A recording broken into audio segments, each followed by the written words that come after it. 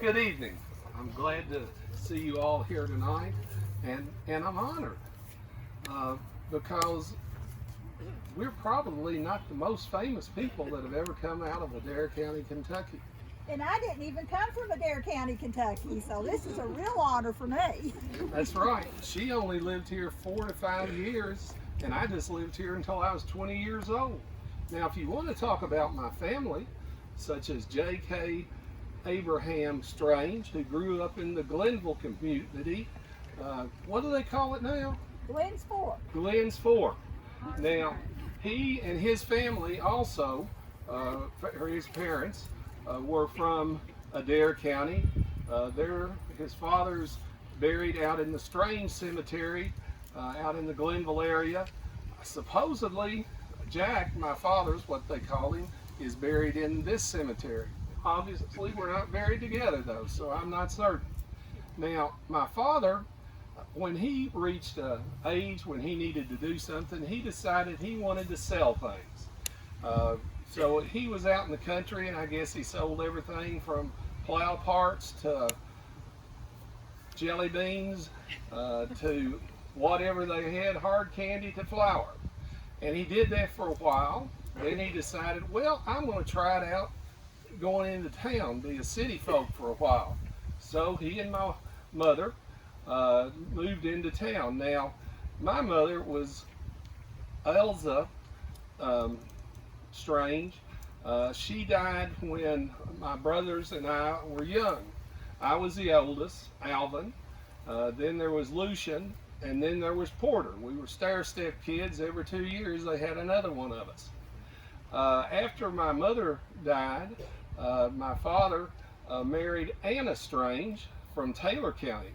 Now Anna's father was a groceryman who at some point decided, well, I'm going to try it out in Louisville. So he was there for a while, and there were two children that my stepmother had, Ty and Carrie. Carrie finally got it right. She was married to one of Rollin Hurt's children. So, unless you're an aficionado of early newspapers or Rollin Hurt, I don't have a lot to say about about Adair County. But let me tell you how I got started.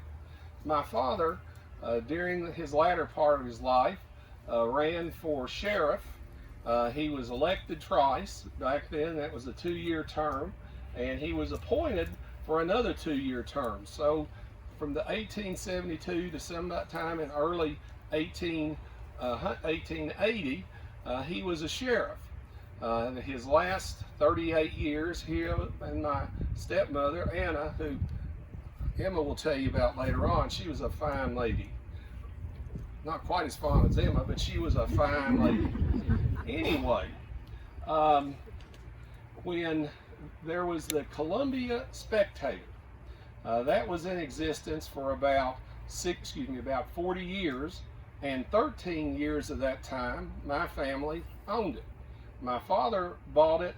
I'm not sure why. I think he decided that his sons weren't going to be farmers, and it didn't look like odds were good for me in particular to be a salesman, so that maybe I should be a newspaper man. So in 1897, he bought the Spectator. The Spectator was around for, as I say, 40, it may have been 60 years, and if you ask the people about it, maybe the best thing they could say was it was a colorful magazine, or a colorful newspaper. It was also did printing, because it had its highs and lows. I like to think one of its highs was in 1897 when my family became a part of it, and we were such a good Republican newspaper that Charles Harris started the Adair News so that there would be a Democratic counterpart. He won out. The Spectator just lasted until 1909, and the Adair County News was still going in 1960 when I think it converted into another newspaper. My brother Alvin who worked in the newspaper business with me for a while, Lucian, died.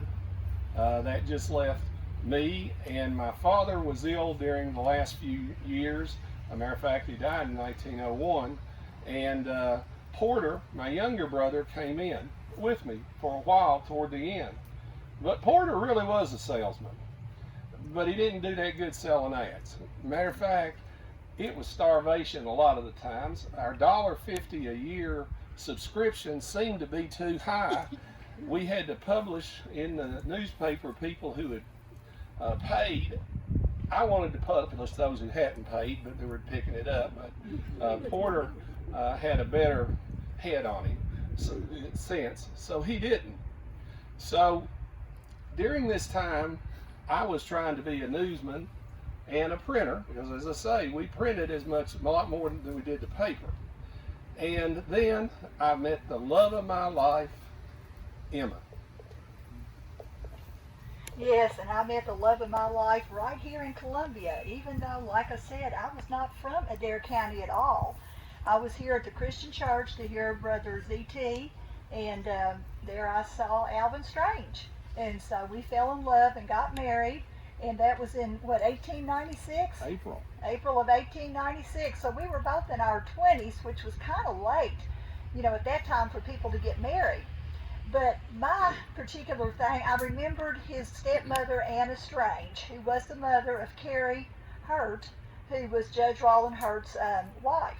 And I remember her as being such a lovely, lovely woman, and she took care of everybody. And she had mothered them from the time they were small until they were grown.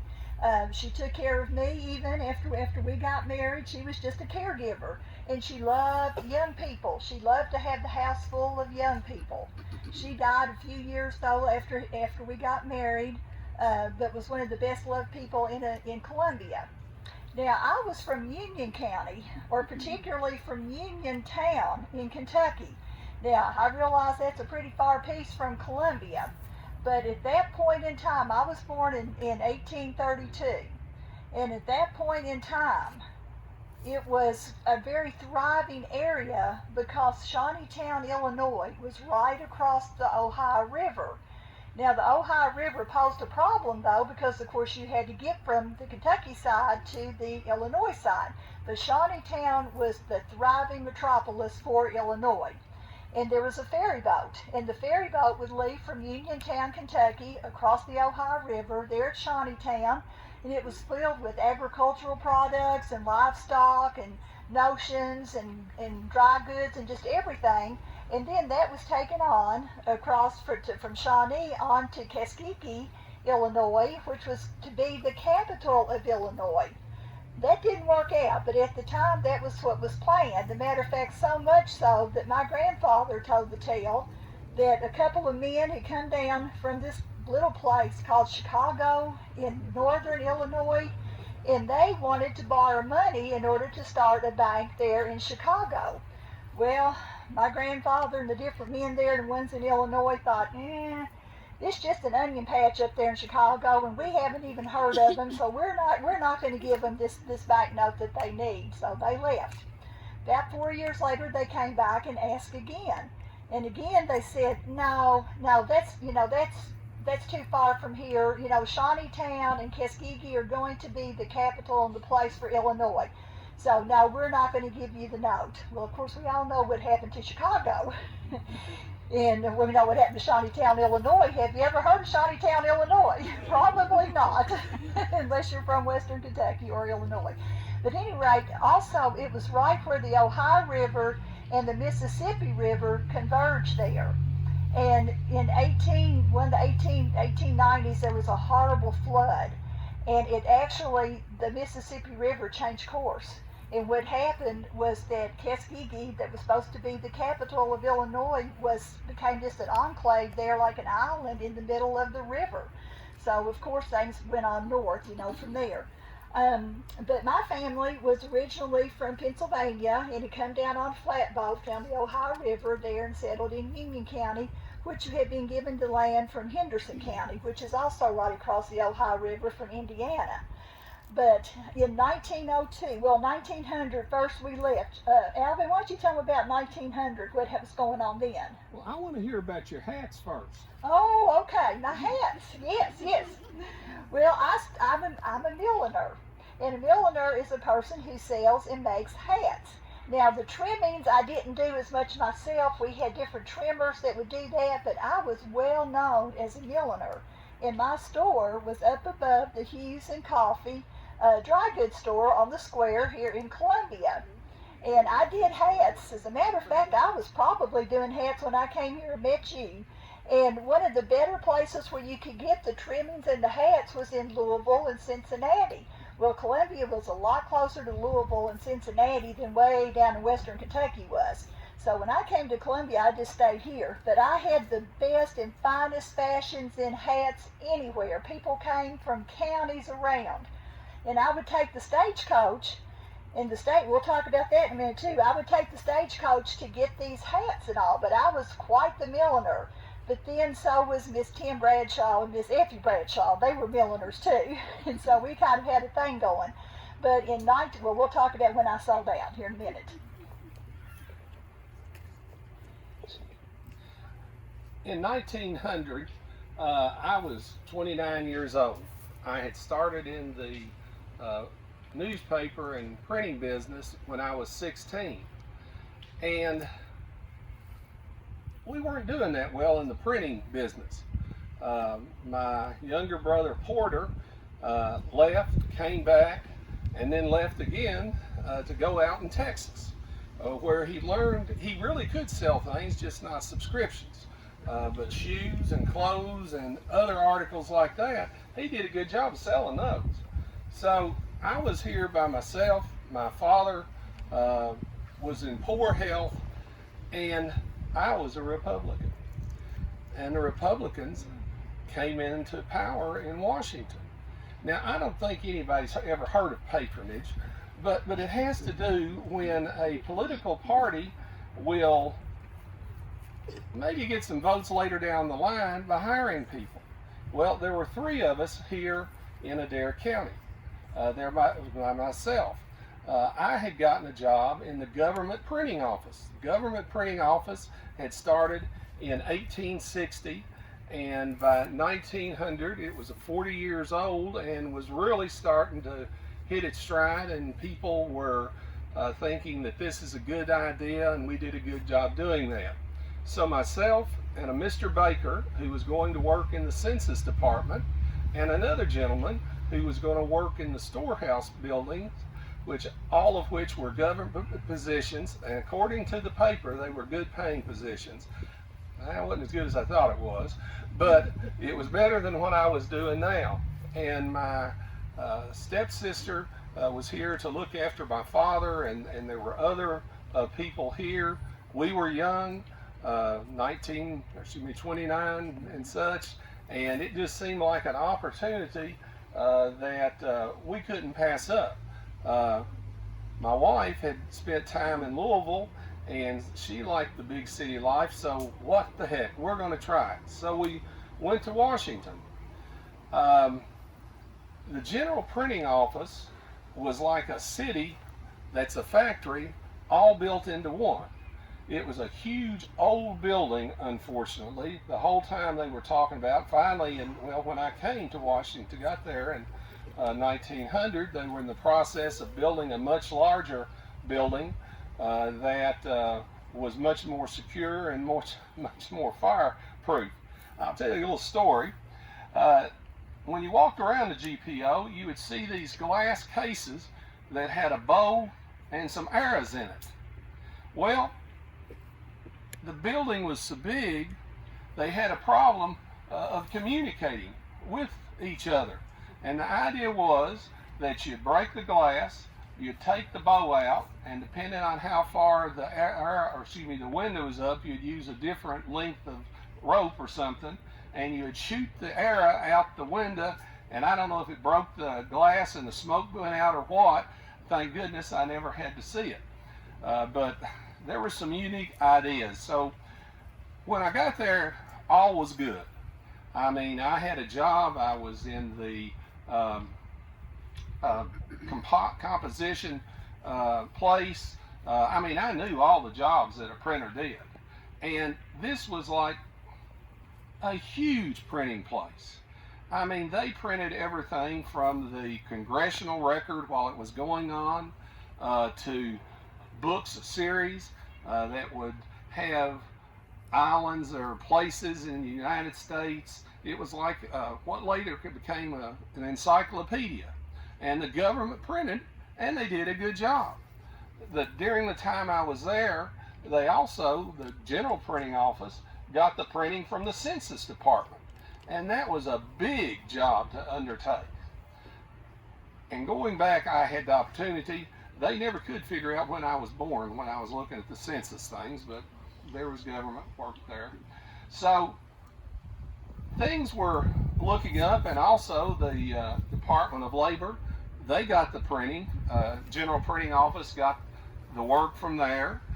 We even got some work from the library, the Congress Library, to rebind books and so forth. But it was a government position, and you've heard of a cash cow. It was also a vote cow, and that's good and bad. There was a Public Printer Parker, that's a rhyming name, that had been in for 13 years. And then things started going south. For one thing, it was the age of new machines coming in, machines that could take people's jobs. And that upset people. They didn't want to lose their job to a machine.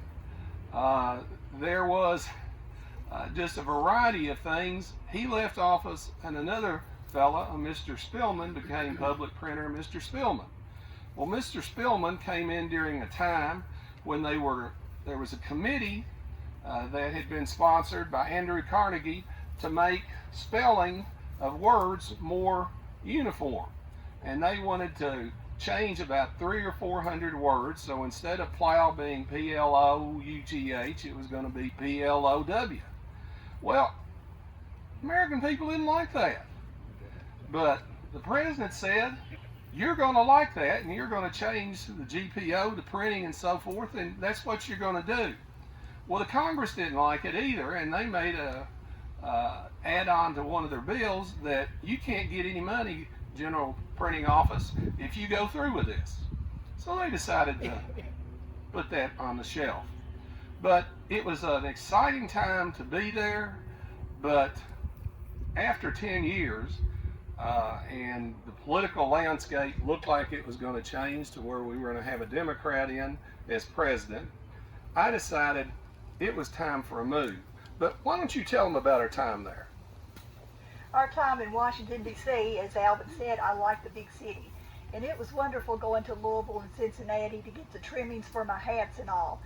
If we would take the stagecoach, you would have to catch it at 2 o'clock in the morning there in front of Hancock Hotel. It came down Jefferson Alley from the livery stable.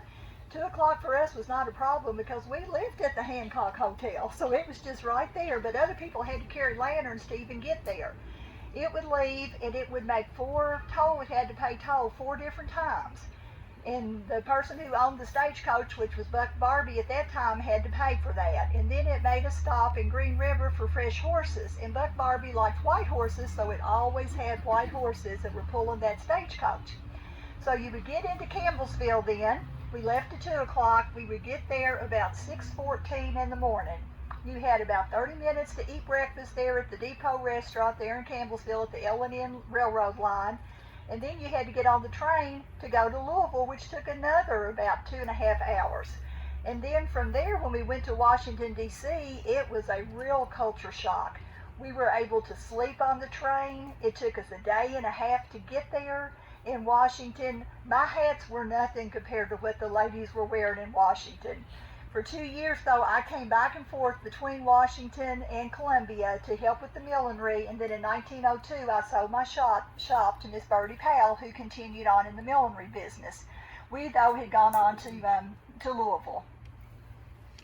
Tell them about the buildings there.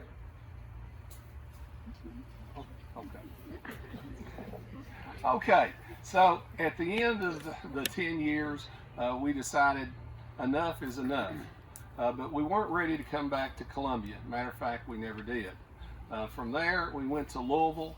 I operated a printing house and a newspaper there, the Bulletin, that we had 2 issues a day. And after a while, that faded out. But I managed to stay in the printing business the rest of our life. We adopted 2 daughters along the way that were a highlight for our life. And when we died, they brought us back here. It was still a place where we had roots. Every place else we had gone, we'd lived there, and we left. But here we had family that went back through the years, and we thought that it was appropriate. So although we didn't live a lot of our lives here, we think we lived interesting lives. We enjoyed it, but we enjoyed being back here. Thank you all.